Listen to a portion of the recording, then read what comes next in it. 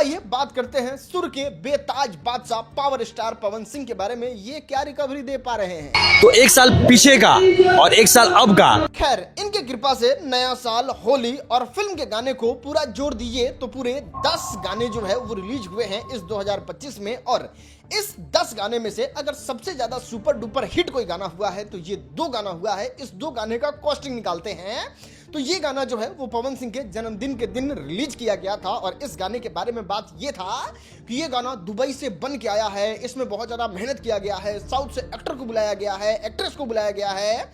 तो यहाँ पे आप समझ लीजिए कि पवन सिंह 25 लाख रुपया एक गाने को बनाने में लेते हैं, पैसा खर्चा आता है। इसमें महंगा गाना है तो 10 लाख और बढ़ गया होगा, तो ये गाने का टोटल कॉस्टिंग हो जाता है 35 लाख रुपया। इस गाने के बारे में बात करें जो अभी आया है तो आपने सुना था ना कि 30 लाख रुपया तो इस गाने को शूट करने में ही लग गया है। कुछ इस तरीके का महंगा गाना है तो 25 लाख रुपया पहले से लेते हैं, 30 लाख रुपया शूट करने में लग गया है तो 55 लाख रुपया इस गाने को बनाने में लगा। तो इस दोनों गाने का अगर कॉस्टिंग जोड़ दीजिए तो जानते हैं कितना हो जाता है। पूरा 85 लाख रुपया में पवन सिंह का ये 2 गाना बनके रेडी हुआ। बहुत दुख के साथ कैलकुलेशन करके आपको ये बताना पड़ रहा है कि पवन सिंह के गाने जिस पे 50 मिलियन व्यूज आया था वो अगर 1 मिलियन पे 20,000 रुपया कमाता है तो 50 मिलियन पे बस 10 लाख रुपए की कमाई कर पाई है।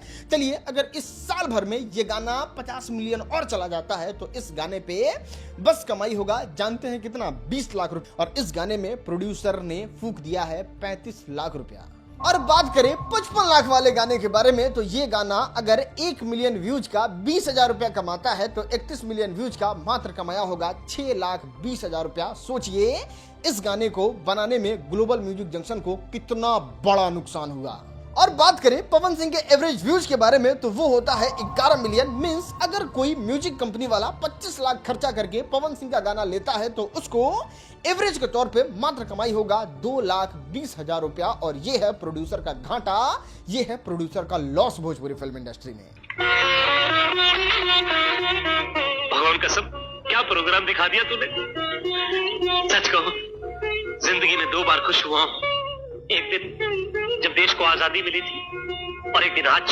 अब बताइए, सुर के बेताज बादशाह का ये हाल है तो खेसारी लाल यादव का भी इस तरीके से मोटा मोटी तौर पे ही पकड़ लीजिए। इस तरीके से इनका भी हालत है। जो भी प्रोड्यूसर, जो भी म्यूजिक कंपनी इन लोगों से भोजपुरी के किसी कलाकार से अगर गाना लेता है तो उसको नुकसान होता है, नुकसान होता है, ओनली नुकसान होता है। अगर आपके कांटेक्ट में कोई म्यूजिक कंपनी वाला होगा तो उससे एक बार आप बात करके देख लीजिएगा। बाकी किसी दिन सोच रहे हैं एक पॉडकास्ट लेके आए जिसपे म्यूजिक कंपनी का सारा सच बाहर आपको निकाल के लेके आ जाए। अब देखो दोस्त, आपके मन में ये सवाल जरूर आ रहा होगा कि अच्छा राजन भाई, आप ही वो तेज हैं, बाकी सारा दुनिया तो मूर्ख है। बताइए, जब इतना ही घाटा हो रहा है तो इतना साल से म्यूजिक कंपनी चलाने वाला लोग बुक्का है जो सुपरस्टार पे इतना पैसा खर्चा कर दे रहा है, इतना पैसा उड़ा दे रहा है।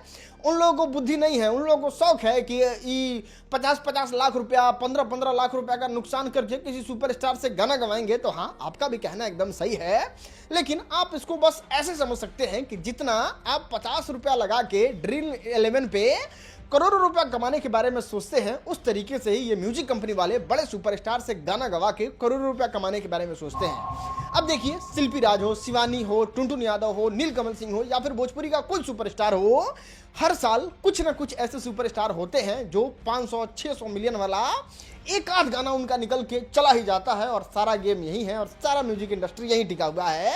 मान लिए अगर पवन सिंह किसी म्यूजिक कंपनी को गाना देते हैं और एक साल में पूरा 50 गाना रिलीज करते हैं और उसमें से कोई एक गाना अगर 700 मिलियन चला गया तो जानते हैं उससे फायदा कितना होगा? 1,40,00,000 रुपया। लेकिन वो बस एक इंसान को होगा और वो उतना ही ज्यादा चांसेस है जितना 50 रुपया पे ड्रीम 11 में करोड़ों रुपया कमाने का पॉसिबिलिटी है। दोस्त, यहाँ पे मेरी राय में हमारे भोजपुरी के सुपरस्टारों को रॉयल्टी पे काम करना चाहिए। मतलब अगर आप किसी म्यूजिक कंपनी को अपना गाना दे रहे हैं तो मान लिया अगर किसी गाने को बनाने में 20 लाख रुपया खर्चा आता है तो वो 20 लाख रुपया के बदले 50% रॉयल्टी अपने म्यूजिक कंपनी के लिए रख लेगा। और आप बहुत बड़े सुपरस्टार हैं तो आप काम करने का 50% रॉयल्टी रख लेंगे। अगर वो गाना आगे चल के 10 करोड़ रुपया कमाता है तो 5 करोड़ म्यूजिक कंपनी का, 5 करोड़ आपका। अगर इस तरीके से होता है तो म्यूजिक कंपनी को भी फायदा होगा और हमारे भोजपुरी के जितने भी म्यूजिक कंपनी वाले हैं वो डूबेंगे भी नहीं। हमें उम्मीद है आपको भोजपुरी का ये सारा म्यूजिक इंडस्ट्री का डूबता हुआ नैया दिख गया होगा। इस वीडियो को यहां तक देखने के लिए